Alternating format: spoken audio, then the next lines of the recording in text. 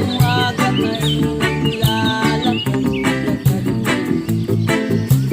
damas ng ganda ng paligid. Pagsabi ng